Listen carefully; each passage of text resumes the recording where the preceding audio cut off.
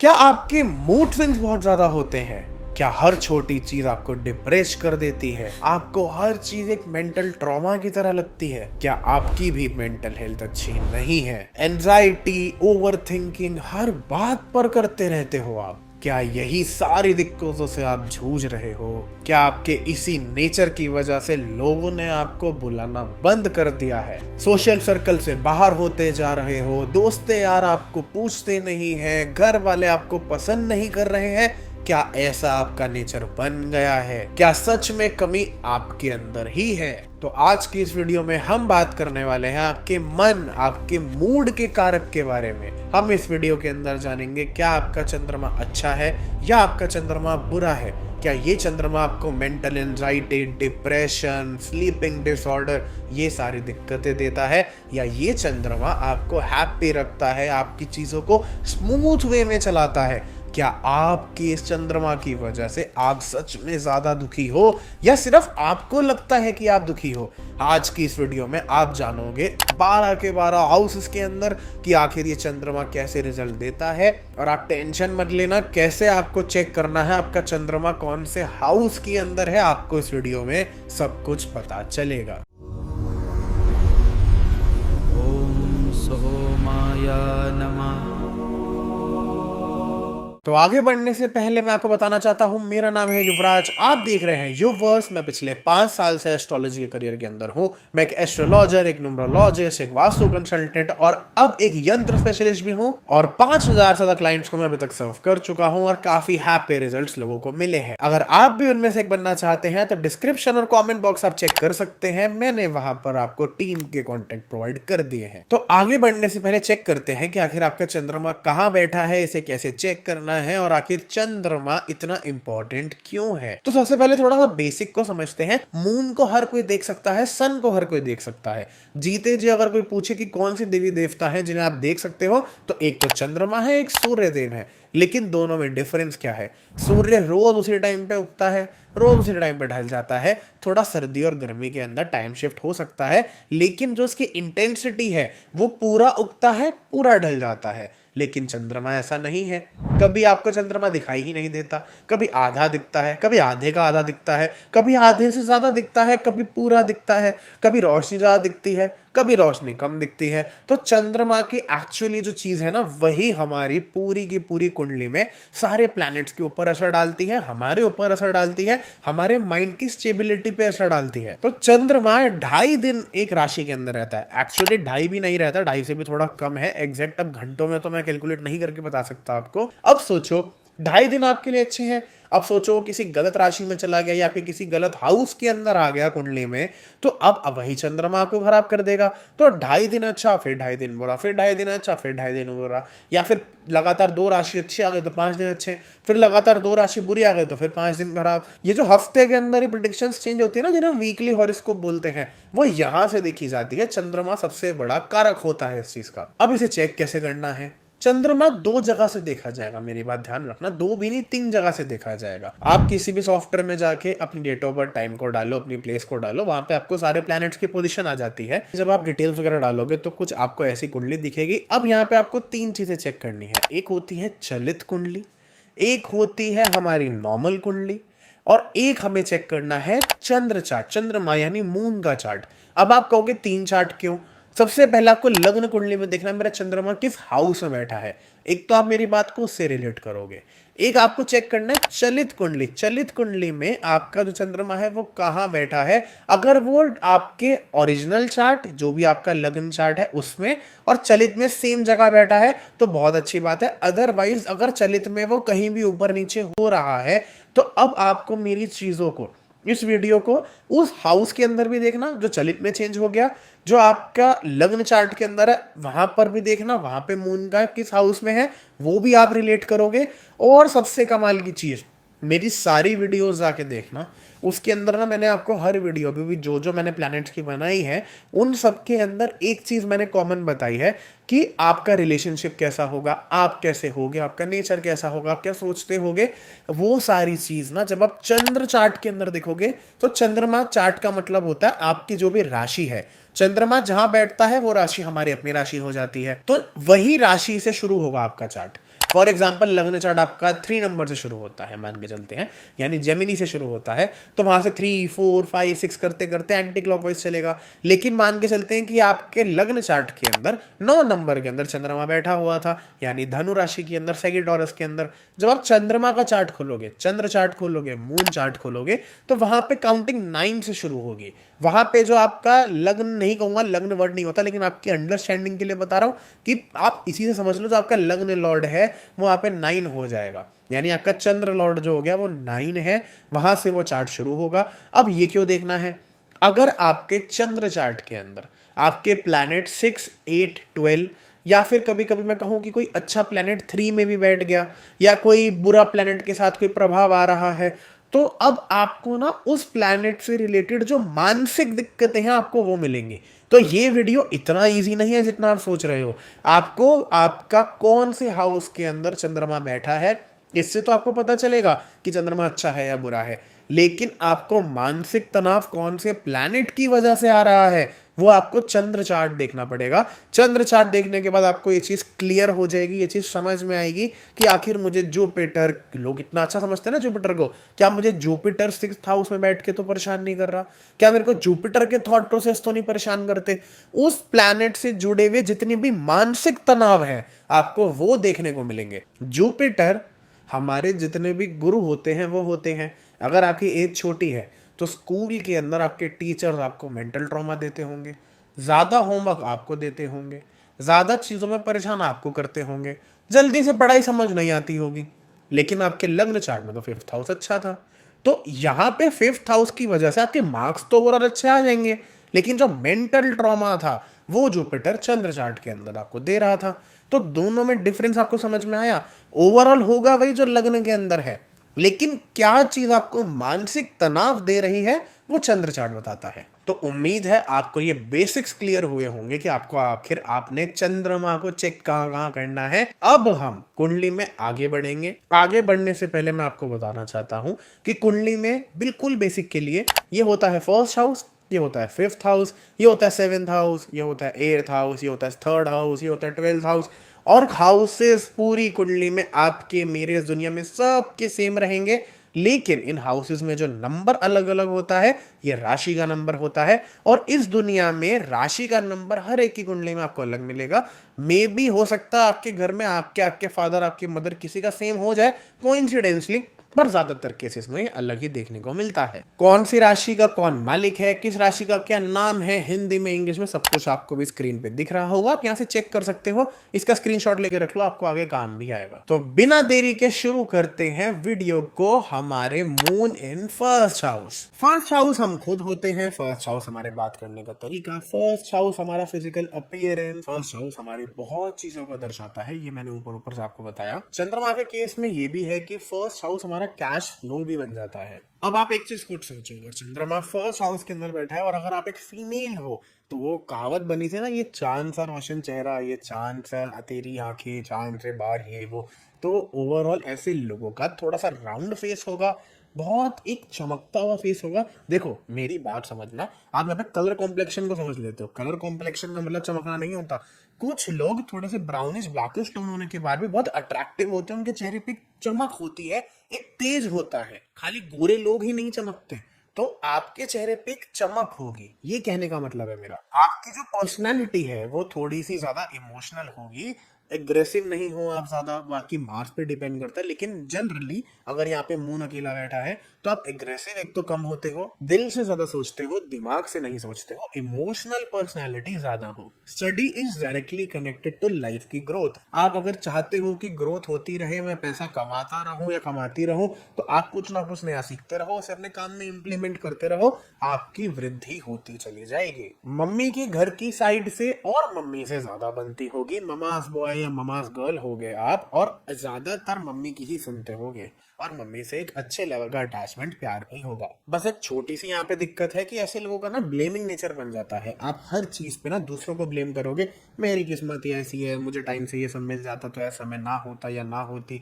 मेरे को अगर टाइम से ऐसा देते तो आज मैं राजा होता या रानी होती। दूसरों को ब्लेम मत करो, ब्लेम करने से कुछ नहीं होगा। आपकी किस्मत का जो है वो आपको वैसे भी मिलना है, तो आपकी जो ब्लेमिंग नेचर है ना, इसे छोड़ दो। अच्छी चीज ये है कि आपको सैक्रिफाइस करना आता है कंडीशंस के अकॉर्डिंग। अगर आप जानते हो कि मेरे पास इतना ही है तो इतने में गुजारा कैसे करना है, यू नो, और अगर इतना सारा है तो उसे संभालना कैसे है, ये भी आपको पता है। तो आपको कंडीशन के अकॉर्डिंग खुद को ढालना आता है। ऐसा नहीं कि आपकी चद्दर इतनी सी है, पैर इतने सारे पसार लिए, ना ना ना, आपको इस चीज की भगवान ने एक इनबिल्ट डाउनलोड करके समझ देके भेजी है। अब चंद्रमा नेचर में आ गया तो चंद्रमा के साथ क्या है, वो आज पूरा है, कल आधा है, फिर उससे कम है, फिर उससे ज्यादा है, फिर खत्म हो गया, फिर दिख ही नहीं रहा, फिर पूर्णिमा आ गई। तो अलग अलग फेजेस हैं। ऐसे ही आपके साथ है, आप बहुत जल्दी बदलते हो। आज आप खुश हो, थोड़ी देर में आप दुखी हो, अगले दिन फिर खुश हो, उसके अगले दिन गुस्से में हो, उसके अगले दिन फिर कोई दिक्कत है। तो आपके जो इमोशनल बैलेंस है ना, आप इसे कंट्रोल नहीं कर पाते हो। रोज आपका इमोशन बदलता है। आपको अगर कोई जानता है तो वो यही बोलता होगा कि मैं इस इंसान को आज तक समझ नहीं पाया, इसे चाहिए क्या दुनिया से। कभी कभी छोटी चीज में भी खुश हो जाओगे, कभी कभी बड़ी चीज मिलने पे भी दुखी रहोगे। तो ये चंद्रमा का नेचर है। आपको बहुत जल्दी छोटी छोटी बातों का भी बुरा लग जाता है और आप सोचते रहते हो, सोचते रहते हो, सोचते रहते हो। ऐसा भी मत करो, क्योंकि छोटी मोटी बातें तो होती रहती हैं। कितनी बातें दिल पे लगाओगे। कोई ना कोई कला आपके पास अच्छी होगी जो औरों से आपको अलग बनाती होगी। अगर आपके कोई सोशल सर्कल है और उसमें आप ही अकेले हो जिसका चंद्रमा अपने पहले घर में है, तो आपके पास उन सब से अलग कोई ना कोई एक कला होगी जो कि अच्छी होगी और आपको उनसे अलग बनाती होगी। आपकी बात आपके चेहरे पर दिख जाती है। आप अपने इमोशंस को छुपा नहीं पाते हो। अगर आप दुखी हो तो आपका चेहरा बता देगा आज ये इंसान दुखी है। अगर आप सुखी हो तो इतने खुश होगे तो सामने लगाएगा भाई आज किस चीज की खुशी है। तो आपके इमोशंस आपके चेहरे पे साफ दिखते हैं। बस एक बात है कि अगर यहाँ पे अफ्लिक्टेड हो जाए चंद्रमा, जैसे राहु आ गया, केतु आ गया या मंगल भी आ गया, तो अब आपके साथ थोड़ी सी चीजें डिफरेंट हो जाएंगी। अब आपका नेचर चिड़चिड़ करने वाला ज्यादा बन जाएगा। हर छोटी बात पे कुड़ना, हंसना नहीं, हर समय रोते रहना, हर समय लोगों को ब्लेम करते रहना, हर समय दूसरों की कमियां निकालते रहना। तो अगर ऐसा है तो आगे मैं रेमेडीज दूंगा, आप वो जरूर करना। अफ्लिक्टेड मून वालों के साथ एक छोटी दिक्कत हो रही है कि आप ना खुद को शीशे में निहारते रहते हो। आपको अपने आगे कोई और दिखाई ही नहीं देगा। आप खुद के अंदर ही रमे रहते हो, यानी सेल्फ ऑब्सेस्ड जिसे हम बोलते हैं, खुद से कुछ ज्यादा ही हो। आपको ऐसा लगता है कि मेरे से अच्छा ये काम कोई नहीं कर सकता, सबसे अच्छा काम मैं करता हूँ। जब इंसान को ऐसा लगने लग जाए कि सबसे अच्छा काम वो करता है, तो समझ जाना चाहिए कि उसे कुछ नहीं आता, क्योंकि वो खुद को सेटिस्फाई कर रहा है। सामने वाले से पूछो क्या आप सही हो। आपके लिए एक छोटी सी रेमेडी है कि आपको कभी भी दूध का सामान बेचना नहीं है। ध्यान रखना, मिल्क प्रोडक्ट्स जैसे पनीर, दही, घी या और भी चीजें होती हैं, खोया वगैरह, वो बेचनी कभी नहीं है। तो कैसा लगा आपको मून फर्स्ट हाउस के अंदर? आपने मेरी कितनी बातों से रिलेट करा मुझे कमेंट बॉक्स में जरूर बताना। और अगर आपने मेरी बातों से रिलेट करा और आप और जानना चाहते हो अपनी कुंडली के बारे में, तो आप मेरी टीम को कांटेक्ट कर सकते हो और अपनी कंसल्टेशन बुक करा सकते हो। क्योंकि कुंडली पढ़ना इतना ईजी नहीं है। हमें नक्षत्र चेक करने पड़ते हैं, राशियां होती हैं, आपकी दशाएं होती हैं, और भी प्लैनेट्स हैं आपकी किसी एक बात का बिल्कुल एक्यूरेट रिजल्ट देने के लिए। बाकी आपने मेरी इन बातों से भी रिलेट किया होगा। अब हम चलते हैं मून सेकंड हाउस की तरफ। सेकंड हाउस हमारा संचित धन है जो हमने इकट्ठा कर रखा होता है। सेकंड हाउस हमारे फादर की फैमिली भी होती है। ऐसे लोगों का जो चेहरा होता है ना, बहुत फोटोजेनिक होता है। अगर आप सोकर उठे हो और सोकर उठते आपने मजाक में भी सेल्फी खींची है ना, वो भी अच्छी आ जाएगी। तो आपका जो चेहरा है वो प्रॉपर स्ट्रक्चर्ड, नाक अपनी बिल्कुल प्रॉपर जगह, ना पतली ना मोटी, आंखें बिल्कुल प्रॉपर, मतलब एक एक चीज जो है ना, वो नैन नक्श जो बोलते हैं हिंदी में, वो बिल्कुल प्रॉपर होता है ऐसे लोगों का। किसी भी ग्रुप में आप अपनी एक सेपरेट जगह बना लेते हो। लोग कहते हैं कि यार हमारे ग्रुप में एक ही इंसान है जो ऐसा काम कर सकता है, वैसा काम कर सकता है। तो कोई एक ऐसी कला या कोई ना कोई ऐसी चीज जो आपको ग्रुप में थोड़ा अलग बनाती है, जो आपकी एक जगह बना देती है आपके ग्रुप के अंदर। आपकी मदर आपकी लाइफ के अंदर आपके फाइनेंसेस में बहुत बड़ा रोल प्ले करती हैं। मदर का बहुत बड़ा रोल रहा होगा। अब वो किसी भी फॉर्म में हो सकता है कि पैसे आपको मम्मी ही देती हो, या मम्मी ही घर में कमाती हो, या फिर मम्मी की वजह से घर में खर्चा चलता हो, या पापा या कोई घर वाले ऐसा कहते हो, ऐसी कोई स्टोरी हो कि आपके फादर की शादी होने के बाद, यानी आपकी मदर आने के बाद, आपकी लाइफ के अंदर या आपके घर वालों की लाइफ के अंदर समृद्धि लक्ष्मी तब आई थी। तो मदर बहुत बड़ा रोल प्ले करती होंगी फाइनेंशियल मैटर्स के अंदर। ऐसे लोगों को एक सुझाव देता हूँ कि अपने पास लिक्विडिटी यानी कैश रखा करो, खर्च मत किया करो। आपके साथ दिक्कत है, अगर आपने अपनी जेब में 1000 रुपए भी रखे हैं ना, तो आपके दिमाग में शुरू हो जाएगा यार जेब में 1000 पड़े हैं, वो दुखी कर रहे हैं, जाके कुछ ना कुछ खरीद लेता हूँ या फिर कहीं ना कहीं खर्च कर देता हूँ। ऐसा मत करो, संभाल के रखो। जितना कैश रखोगे उतना वो कैश बढ़ता चला जाएगा। वो कम कम कैश सुनिए, जापान की जो पैसा अपनी तरफ अट्रैक्ट करती है, कस्टमर अट्रैक्ट करती है, आपका पैसा पैसे को अट्रैक्ट करेगा। बट लिक्विडिटी यानी कैश बैंक में तो आप वैसे ही नहीं रख पाओगे, क्योंकि चंद्रमा बेटा आप रोमांटिक बहुत होते हो। आपको वो लोलो पोचो वाली जिंदगी बहुत पसंद है, निब्बा निब्बी वाली। मेरे बाबू ने थाना थाया, तो वो वाली जो जिंदगी है ना, वो आप जैसे लोगों के ऊपर सेट बैठती है। आपको एक एक चीज अपने पार्टनर से पूछना करना, मतलब बहुत अच्छा लगता है। सब कुछ उसके ऊपर जान निछावर कर दोगे अपनी, तो थोड़ा सा कंट्रोल। ऐसे लोग अपने पैसे को इमोशनली खर्च कर देते हैं।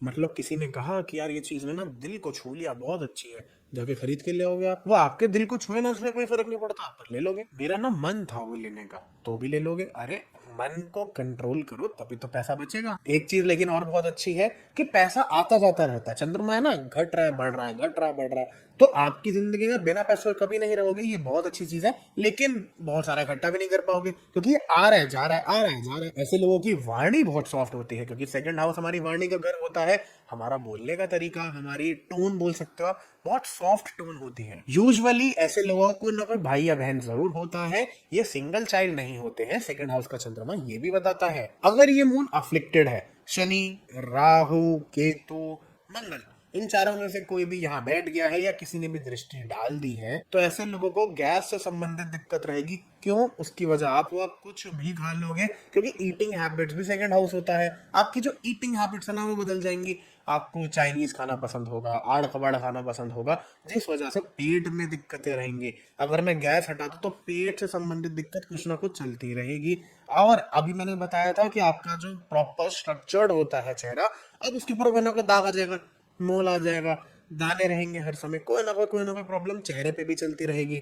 तो अगर कोई भी मैलेफिक प्लैनेट का एस्पेक्ट है तो ये दिक्कत है। तीसरी चीज, आपके दांत टेढ़े मेढ़े हो सकते हैं। आपका पूरा चेहरा बहुत अच्छा है, जैसे आप हंसोगे वैसे ही आपके दांत टेढ़े मेढ़े या क्रैक या कोई ना कोई दिक्कत या आपकी ओवरऑल पर्सनैलिटी खराब कर देंगे। तो कोई ना कोई ऐसी चीज जो चेहरे पे दाग लगा रही है, वो दिक्कत आ जाएगी। एक छोटी सी और दिक्कत है, ये मैलेफिक वालों के लिए नहीं है, मतलब मैलेफिक वालों के लिए थोड़ा ज्यादा हो जाएगा ये, लेकिन ये नॉर्मल भी है कि यूजुअली ऐसे लोग ज्यादातर हर बात की बहुत इमोशनल तरीके से करेंगे। रोते धोते बहुत ज्यादा है। चोट इतनी सी लगी है, इतना बड़ा बना देंगे। बात इतनी सी है, इतना बड़ा बना देंगे। तो जो आपकी वाणी है, जो टोन है, उसमें हर समय ना एक गम, एक गहरा तनाव दिखता रहेगा। दुनिया के लिए हंसते रहोगे, अपने घर वालों के आगे और पार्टनर के आगे हर समय रोते रहोगे, तो दुनिया तो कहेगी यार ऐसा नेचर तो नहीं होना चाहिए आपका। और पार्टनर और घर वालों से पूछोगे, हर समय रोने धोने के अलावा कोई काम नहीं है। और अगर ये मैलेफिक है तो ये चीज अब एक्सट्रीम लेवल पे भी जा सकती है। ओवरऑल मनी की फ्लक्चुएशंस का ध्यान रखो। अगर ये मैलेफिक नहीं है, यानी अफ्लिक्टेड नहीं है, राहु केतु शनि कोई नहीं है, तो अब यहाँ पर आपको सिर्फ मनी की फ्लक्चुएशंस आएंगी। अगर आपको पता है कि आज आपके पास पैसे ज्यादा हैं और आपको ये भी अब पता चल गया कि ये आता जाता रहेगा, तो कोशिश करो इसे सेव करो, ताकि जिस दिन पैसा नहीं होगा उस दिन यही सेव पैसा काम आ सके। एक प्रॉपर सेविंग्स अकाउंट खोल लो जिसमें सिर्फ ऐड हो सके, पैसे निकल ना सके। उसका यूपीआई मत एक्टिवेट करो, उसको कोई कार्ड ही मतलब पैसे डालते रहो उसके अंदर, निकालने की जरूरत ही नहीं है। ऐसी कोई जगह बना लो जहां से आप भी ना निकाल पाओ, क्योंकि आप लोग थोड़े से आलसी होते हो, तो आप लोगों को बैंक जाके पैसे निकलवाने पड़ेंगे, तो आप आलस में निकल पाओगे ही नहीं। तो कोई ऐसी जगह बनाओ जहां पे आपको पैसे निकालने में बहुत मेहनत करनी पड़े। तो यही था सेकंड हाउस में मून के अंदर। आपने मेरी कितनी बातों से रिलेट करा मुझे कमेंट बॉक्स में जरूर बताना। और अगर आपने मेरी बातों से रिलेट करा और आप और जानना चाहते हो अपनी कुंडली के बारे में, तो आप मेरी टीम को कांटेक्ट कर सकते हो और अपनी कंसल्टेशन बुक करा सकते हो, क्योंकि कुंडली पढ़ना इतना ईजी नहीं है। हमें नक्षत्र चेक करने पड़ते हैं, राशियां होती हैं, और भी प्लैनेट्स हैं, दशाएं हैं, आपके किसी एक बात का एग्जैक्ट आंसर देने के लिए। बाकी आपने मेरी इन बातों से भी रिलेट किया होगा। अब हम चलते हैं मून थर्ड हाउस की तरफ। थर्ड हाउस हमारा ऑनलाइन वर्क है, थर्ड हाउस हमारा हार्ड वर्क है, थर्ड हाउस त्रिशर्दया का पहला घर भी है। शॉर्ट ट्रेवल्स भी यहाँ से देखे जाते हैं, और जब यहाँ पे आके चंद्रमा बैठता है तो ऐसा इंसान टिकता ही नहीं है। वो हर हफ्तों से शॉर्ट ट्रैवल करना है, 100 किलोमीटर तो वो ऐसे ट्रैवल करेगा इधर उधर जैसे उसके लिए मजाक हो। आज यहाँ है, आज वहाँ है। फॉर एग्जाम्पल आप देहरादून में हो तो आप मसूरी चले जाओगे, या उससे ऊपर चले जाओगे, या दिल्ली तक चले जाओगे। आपके ने मजाक बना के रखा हुआ है ट्रैवलिंग के लिए। लाइफ में दो चीजें होती हैं, इफेक्टिवली, एफिशिएंटली। इफेक्टिवली का मतलब होता है किस काम को कितनी अच्छे तरीके से आप कर रहे हो, और एफिशिएंटली का मतलब होता है कितनी कम कॉस्ट में कर रहे हो, क्या खर्चा तो नहीं बढ़ा लिया आपने। तो ऐसे लोग ऐसे जुगाड़ू होते हैं कि मैं अगर कोई काम 10,000 रुपए में कर रहा हूँ तो वो 1,000 रुपए में मुझे करके दे देगा, वो भी उससे अच्छे तरीके से। तो मैं खुद हैरान हो जाऊंगा कि ये हुआ कैसे। तो तीसरे घर का चंद्रमा वाला अगर आपका कोई दोस्त है, कोई भी काम करने से पहले उससे पूछ लेना, वो आपके बहुत सारे पैसे बचवा देगा और उल्टा उससे अच्छा आउटपुट भी निकलवा के दे देगा। जुगाड़ू कहूंगा मैं ऐसे लोगों को। थर्ड हाउस छोटे सिबलिंग्स का भी है, और यहाँ पर चंद्रमा के बैठने की वजह से ना मदर से और आपके सिबलिंग से, स्पेशली छोटे वाले, उनसे बनती नहीं होगी, उनसे क्लैशेस रहते होंगे। और क्लैशेस भी इमोशनल वाले होंगे, रोने धोने वाले, या वो रोने धोने वाले होंगे। हर छोटी बात को आप बुरा मान जाओगे उनकी, या वो आपकी बुरा मान जाएंगे, क्योंकि चंद्रमा एक सॉफ्ट प्लैनेट है। हार्ड वर्क के घर में चंद्रमा का क्या काम। तो थर्ड हाउस में मदर को हार्ड वर्क भी करना पड़ सकता है, तो थोड़ा सा चंद्रमा या ठीक ठीक सा है। यहाँ पर चंद्रमा फादर के लिए भी अच्छा नहीं होता, क्योंकि यहाँ पे चंद्रमा ये डिनोट करता है कि मदर के हार्ड वर्क का मतलब है कि मदर को फादर के रोल प्ले करने पड़े होंगे। अब वो कोई भी रीजन बन सकता है कि फादर है नहीं, या आप और मदर अलग जगह रहते हो, फादर अलग जगह रहते हैं, कोई भी रीजन बन सकता है, लेकिन मदर को फादर के रोल प्ले करने पड़े होंगे। थर्ड हाउस का चंद्रमा वाला अपनी साइड इनकम बहुत अच्छी करता है। आपकी कोई एक मेन इनकम है वो तो चल ही रही है, लेकिन साइड इनकम से भी आप अच्छा खासा कमा रहे हो और उसमें ज्यादा मेहनत भी नहीं कर रहे हो, तो साइड इनकम ऐसे लोगों की अच्छी होती है। ये मत सोचना कि साइड इनकम को परमानेंट बना लोगे फिर कोई और साइड आ जाएगी। तो एक साइड इनकम तो हमेशा चलती रहेगी परमानेंट के साथ। ऐसे लोग ना प्रेशर में काम नहीं कर सकते। अगर आपको कोई टारगेट दे दिया, आप जो काम कर रहे थे अच्छा भला कर रहे थे, आपसे वो भी नहीं होगा, तो आपको प्रेशर में ना तो काम किया जाता है और ना आप कभी कर पाओगे। इस चीज को एक्सेप्ट कर लेना। किसी को कुछ भी बोल देते हो आप, और हर चीज पे अगर बहस करनी हो ना तो आपको आगे कर देते हैं। जैसे कोई नेताजी होते हैं ना, खुद को प्रूफ करने के लिए सही कि मैं सही हूँ, मेरे ऊपर एलिगेशन गलत है, ये है वो है। आपको पता है आप गलत हो तो मान लो, क्यों बहस करते हो। या आप मेरी बात जो सुन रहे हो तो समझ पा रहे होगे, शीशे के आगे खड़े हो जाओ और अपनी कोई भी गलती आप शीशे में खुद को बोलो, देख लेना आप अपनी गलती खुद ही मान लोगे। तो ये आपको रेमेडी के तौर पे दे रहा हूँ कि बहस मत करो, और जो चीज छोटे में निपट सकते हो उसे निपटा दो, स्पेशली मदर और भाई बहनों के साथ। तो यही था मून थर्ड हाउस के अंदर। आपने मेरी कितनी बातों से रिलेट करा मुझे कमेंट बॉक्स में जरूर बताना। और अगर आपने मेरी बातों से रिलेट करा और आप अपनी और डिटेल में जानना चाहते हो कुंडली के बारे में, तो आप मेरी टीम को कॉन्टेक्ट कर सकते हो और अपनी कंसल्टेशन बुक करा सकते हो, क्योंकि हमें नक्षत्र चेक करने पड़ते हैं, राशियां होती हैं, बहुत सारी चीजें होती हैं आपकी किसी एक बात का एक्यूरेट रिजल्ट देने के लिए। बाकी आपने मेरी इन बातों से भी रिलेट किया होगा। अब हम चलते हैं मून फोर्थ हाउस की तरफ। चौथे घर के चंद्रमा में बोलते हैं कि जितना खर्च करोगे उतना बढ़ेगा। अब इसका ये मतलब तो नहीं है ना अभी जितने पैसे जाओ जाके आईफोन 17 प्रो मैक्स ले आओ एक, और फिर क्या ना, अरे अब मैं ले आया और इतने पैसे दोबारा आ जाएंगे। इसका मतलब है अगर आप इसे डिकोड कर सको, जितना काम की चीजों पे आप खर्च करोगे, छोटी मोटी ख्वाहिशें पूरी करोगे, अपने घर वालों की जरूरतों को पूरा करोगे, ज्यादा ये नहीं कि बिल्कुल ही समेट के रखने वाले बन जाओगे, तो आपका पैसा बढ़ेगा। क्योंकि ये कहा जाता है कि लक्ष्मी भी तो चंचला होती है, उनका नाम चंचला है इसीलिए है क्योंकि चौथे घर के चंद्रमा वाला थोड़ा सा ऐसा होता है कि चीजों को इकट्ठा करके रखना चाहता है और इकट्ठा करने के चक्कर में खर्च नहीं करता। इसीलिए लाल किताब ने बोला है कि जितना खर्च करोगे उतना बढ़ेगा। लोग इसका गलत मतलब निकालते हैं और फिर बोलते हैं कि मैं तो एक मैकबुक ले आया, एक आईफोन ले आया, एक गाड़ी भी ले आया, अब मेरे किस्त भी नहीं भरी जा रही है। तो आप ये चीज सोचो कि उसका मतलब क्या है, उसका क्रक्स क्या था। ऐसे लोगों को ना पहाड़ों पर घूमना, पहाड़ों पर रहना ज्यादा पसंद होता है। आपकी जो बेस लाइन है, आपकी जो धरती है, धरती से ऊपर रहना पसंद होता है। ऐसे लोगों की ना जिंदगी में कार्स, लग्जरी, ये भी अच्छा होता है और आपकी मदर के थ्रू भी आपको मिल सकता है। मदर की फैमिली से आ गया, मदर की फैमिली मामा जी अच्छे लेवल पे थे, आपको सपोर्ट कर दिया, वहां से आ गया, अच्छे गिफ्ट मिल गए मदर के थ्रू, या मदर की अर्निंग वाली है और मदर अर्निंग ज्यादा है, वहां से आपको सपोर्ट मिल गया। तो ओवरऑल मदर के थ्रू लग्जरी मिलती रहेगी। यहाँ पे दिक्कत क्या है कि लोगों के पचड़ों में आपको टांग अड़ाने की आदत है, लोगों के पचड़ों में पड़ने की आदत है, न जान न पहचान, मैं तेरा मेहमान। अगर कोई वहां लड़ रहा है तो आपको क्या जरूरत है वहां पे जाने की। आप अपना दूर खड़े रहो, अपना काम से काम करो। लेकिन नहीं, आप तो जाओगे, आपको तो देखना है, आपको मजा आता है। और फिर उन पचड़ों में पड़ने के चक्कर में खुद ही फंस जाते हो। अगर ये मून अफ्लिक्टेड हो जा रहा हो, केतु शनि वही सब, अगर ये बैठ गई या इनकी दृष्टि आ गई या फिर प्लानिटरी वॉर हो गई कि 3 4 5 प्लैनेट बैठ गए यहाँ पर, तो अब आपको माइग्रेन की प्रॉब्लम दे सकता है। डिपेंड करेगा किस लेवल तक की देगा, वो तो कुंडली देख के ही पता चलता है, लेकिन दिमाग से रिलेटेड कोई ना कोई प्रॉब्लम दे सकता है। अगर अफ्लिक्टेड है तो मदर की तबीयत खराब कर सकता है, मदर को कोई ना कोई हेल्थ इशू ऐसा होगा जो मेजर भी हो सकता है, या फिर कोई ऐसा जो बहुत लॉन्ग टाइम पीरियड से चलता आ रहा है, आगे भी चलता रहेगा, कोई परमानेंट इलाज नहीं है, बस दवाई खाओ और जिंदगी चलाओ। जैसे बीपी की कोई एक बीमारी है, लोगों का जिनका कम या ज्यादा होता है, तो उनकी अब गोली है वो जिंदगी भर चलती रहेगी। ऐसी 2 4 दिक्कतें हो गई या फिर कोई मेजर इशू हो गया तो थोड़ी सी प्रॉब्लम है। ऐसे लोगों को ना लाइफ में कांस्टेंट ग्रोथ मिलती है। आप लाइफ में ऐसे नहीं जाओगे ना, कभी गिर जाओगे, आप लाइफ में ऐसे जाओगे। अब ऐसी ग्रोथ ना ज्यादा अच्छी होती है। अगर व्यूअर्स मेरी बात समझ पा रहे हैं तो एकदम जो ऊपर जाता है एकदम गिर भी जाता है या संभाल नहीं पाता। अगर आपको धीरे धीरे सब कुछ मिलेगा ना, तो आप उसकी कदर करोगे, संभालने लायक भी बनोगे।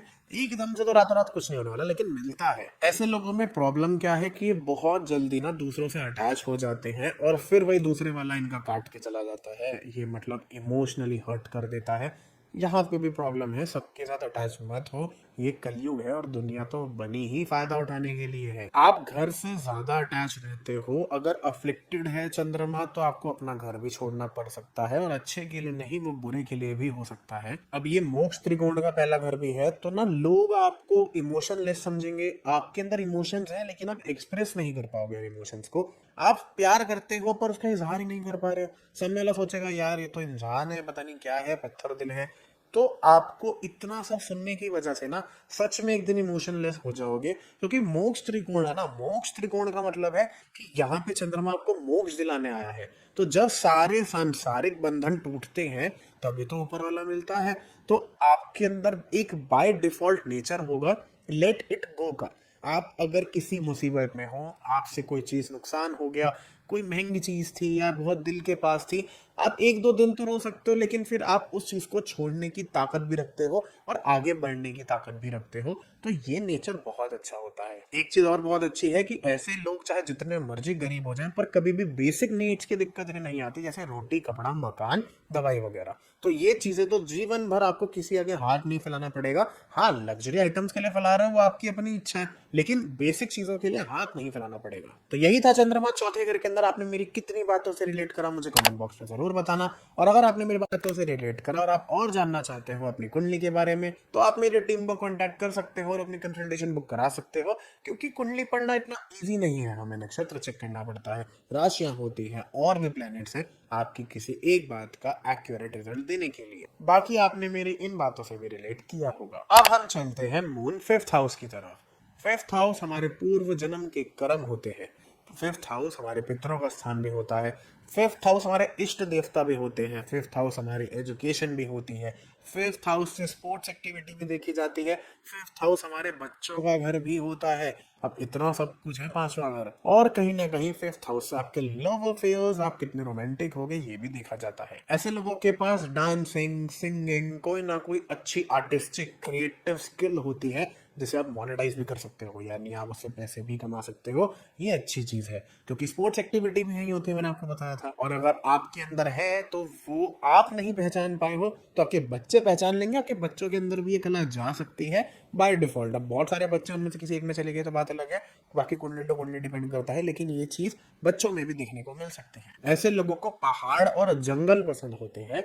ग्रीनरी, हरियाली, ये चीजें ज्यादा अट्रैक्ट करती हैं। आपका ना एक छोटा सा बेसिक एक चीज होगी आपके अंदर कि मैं रिटायर हो जाऊंगा तो मैं अपना घर पहाड़ों पे बनाऊंगा या किसी जंगल के पास बनाऊंगा, किसी समुद्र के किनारे बनाऊंगा, अपनी लाइफ को बूढ़े होके अच्छे से जीऊंगा। आपका कोई ना कोई एक ऐसा माइंडसेट या ऐसा प्लान होगा। दिक्कत कहाँ आती है कि आपने जिस भी चीज की पढ़ाई की बस वही काम नहीं आई, और अगर वो चीज काम नहीं आई तो आप उसे मोनेटाइज नहीं कर पाए। अब काम आने का मतलब तो यही है, अगर आप उससे पैसे कमाओ। आपने पढ़ा कुछ, आपने काम कुछ किया, आपने कमाया किसी और चीज से। तो ये जो पूरा सर्कल है ना आपके साथ, ये ना आप उन लोगों में से हो बेसिकली जो ये कहते हैं कि ये बताओ कि इंडियन एजुकेशन सिस्टम आखिर किस काम का है, हमने ये भी पढ़ा, वो भी पढ़ा, वो भी पढ़ा, वो काम कहाँ आ रहा है। ऐसे लोग ना जिद्दी बहुत होते हैं। अगर आपको किसी ने प्यार से कोई काम कहा तो आप कर लोगे, लेकिन अगर किसी ने हल्की सी भी उंगली दिखा दी या जोर से बात कर ली, आप कहोगे ये काम मेरे से करके दिखा, तो मैं नहीं करूंगा तो नहीं करूंगा। आपको पता है वो काम आपको फलेगा, आपको पता है वो काम आपके लिए अच्छा है, पर फिर भी अगर आपने जिद ठान ली ना कि नहीं करना तो नहीं करना। अपने किसी भी काम को पूरा होने से पहले बताया मत करो। पूरे से मतलब है 100%, क्योंकि आपको नजर बहुत जल्दी लगती है। आपको लोग अगर ऐसे घूरेंगे भी ना तो आपके साथ कुछ ना कुछ गलत हो जाएगा, और आपको घर आके ये महसूस हो जाएगा या तो कि मेरी तबीयत खराब हो रही है, मुझे लोगों ने घूरा था, नजर लग गई है। आपके काम पे और आपको दोनों को नजर लगती है। ऐसे लोग ना वादे बहुत तोड़ते हैं। आप मजाक मजाक में कसम खा लोगे और आपको याद नहीं रहेगा, और फिर आप वो कसम तोड़ दोगे। आपको छोटा सा काम भी करना है तो आप उनमें से जो कहते हैं ना, वो तेरी कसम, इसकी कसम, मम्मी कसम, उसकी कसम, भगवान की कसम, मत करो ऐसा। क्योंकि आपको नहीं पता हमारा एक एक बोल, हमारी एक एक वाणी से हमारा एक एक कर्म बन जाता है, जो हमें बाद में जाके भुगतना पड़ता है। फिर हम सोचते हैं यार मैंने ऐसा क्या कर दिया था जो मेरे साथ ऐसा हो रहा है। मत करो, झूठी कसमें मत खाया करो। ऐसे लोगों को ना लाइफ में कंफर्ट जोन नहीं मिलता। आप कंफर्ट जोन छोड़ना भी नहीं चाहते हो और आपको कंफर्ट जोन मिलता भी नहीं है। आप कहोगे कि पंडित जी डबल ढोल की मत पीटो। इसका मतलब है आप चाहते हो कि आप आराम से जिंदगी जियो, आराम से काम करो। होता नहीं है, सिर्फ आप चाहते हो, मिलेगा नहीं कंफर्ट जोन। इसकी आदत डाल लो। आपके अंदर बहुत एक अच्छी चीज है कि आप ना सामने वाले के इमोशन समझ जाते हो, लेकिन आपकी इसके रिवर्स में शिकायत भी है कि मेरी बात तो कोई समझता नहीं, मैं दुनिया की समझ रहा हूँ, मेरी कौन समझेगा।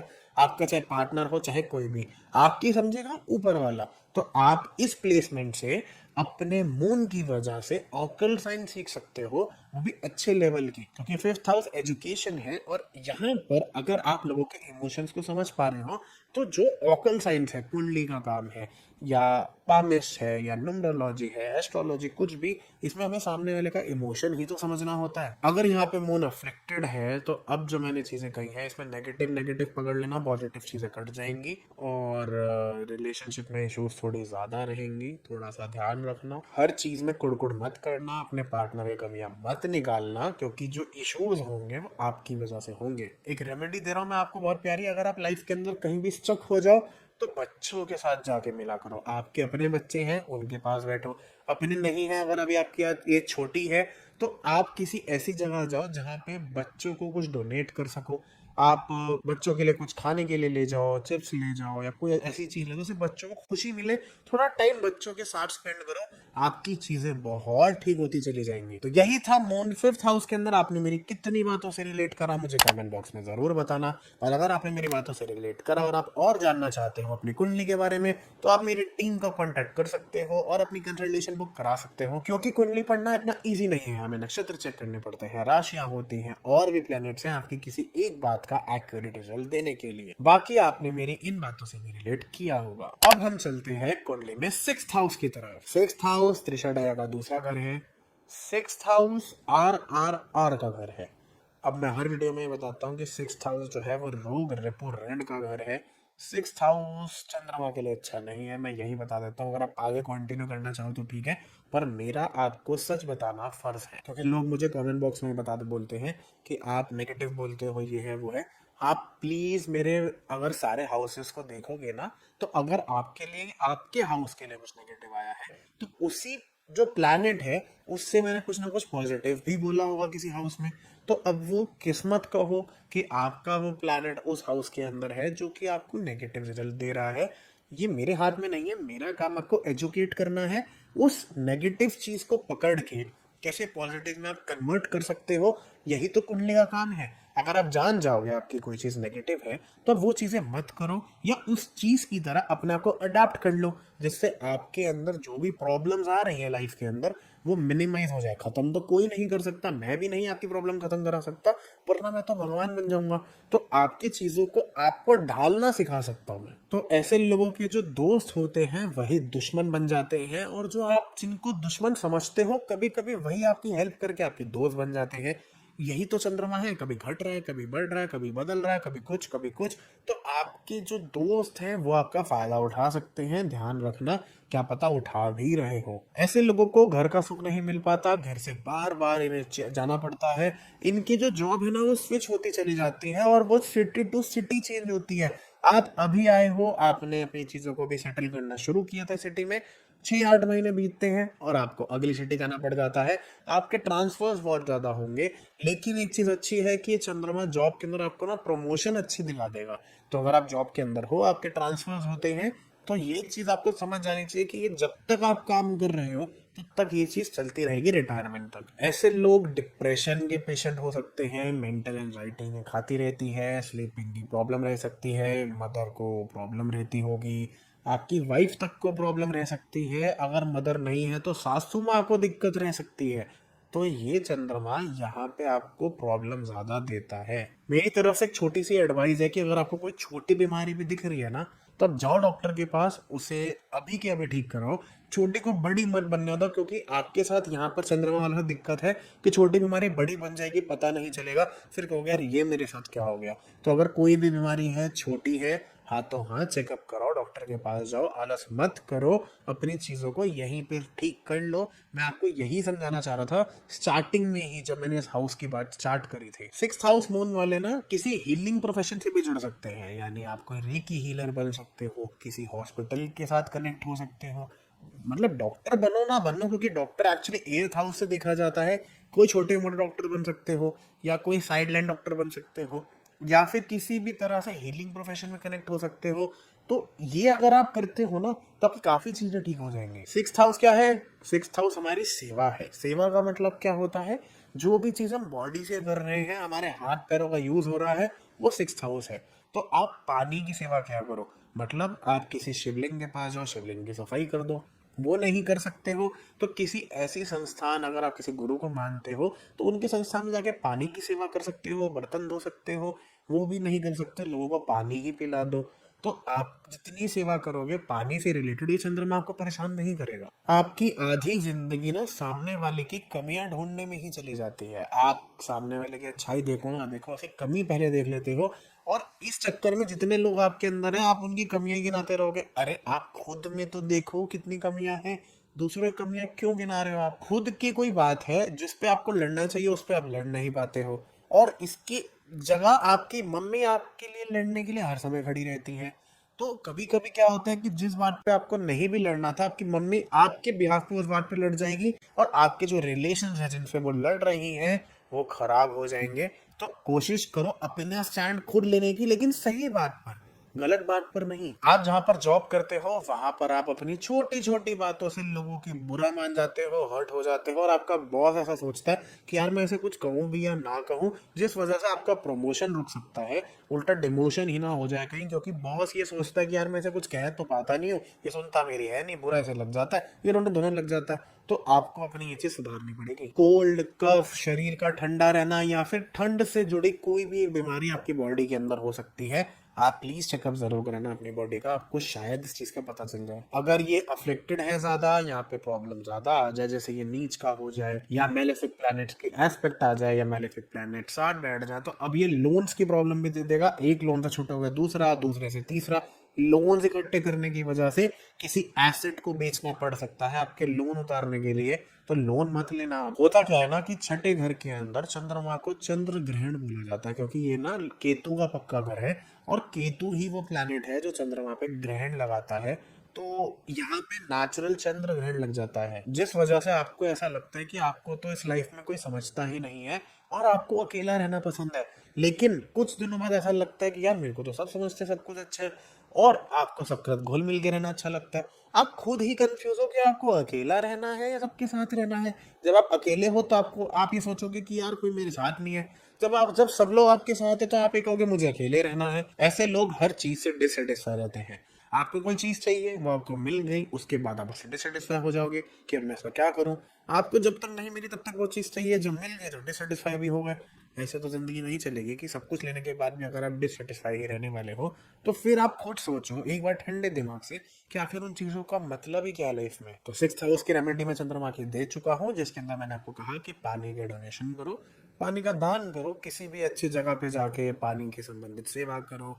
ये चीजें करने से आपका चंद्रमा को पावर मिलेगी, काफी ठीक होगा। तो यही था 6th हाउस के मून के बारे में। आपने मेरी कितनी बातों से रिलेट करा मुझे कमेंट बॉक्स में जरूर बताना। और अगर आप और डीप में जानना चाहते हो अपनी कुंडली के बारे में तो आप मेरी टीम को कांटेक्ट कर सकते हो और अपनी पर्सनल कंसल्टेशन बुक करा सकते हो, क्योंकि कुंडली पढ़ना इतना इजी नहीं है। हमें नक्षत्र चेक करने पड़ते हैं, राशियां होती हैं और भी प्लैनेट्स होते हैं आपकी किसी एक बात का एक्यूरेट रिजल्ट देने के लिए। बाकी आपने मेरी इन बातों से भी रिलेट किया होगा। तो अब मैं चलता हूँ इस वीडियो के अंदर। हम आगे के हाउसेस की बात नेक्स्ट पार्ट के अंदर करेंगे और हमेशा की तरह मैं आपको जो रेमेडीज हैं वो भी नेक्स्ट पार्ट के अंदर दे दूंगा। आप वहां से वीडियो को चेक कर सकते हो और बिल्कुल टेंशन मत लेना, विद इन 5 to 6 डेज के अंदर आपको वीडियो मिल जाएगी। इस बार लेट नहीं होगा, ऑलरेडी शूट हो चुकी है, बस एडिट करना रह गया है। वो जल्दी से जल्दी एडिट होते ही मैं अपलोड कर दूंगा। बाकी आप मेरी प्लेलिस्ट को चेक कर सकते हो अपने बाकी प्लैनेट्स को जानने के लिए। मेरे ख्याल से सिर्फ राहु एंड केतु रह गए हैं, इसके बाद बाकी सारे प्लैनेट्स ऑलमोस्ट कवर हो चुके हैं। कोई भी किसी वीडियो के अंदर अगर आप चीजों को रिलेट नहीं कर पाते हो तो माफी चाहूंगा,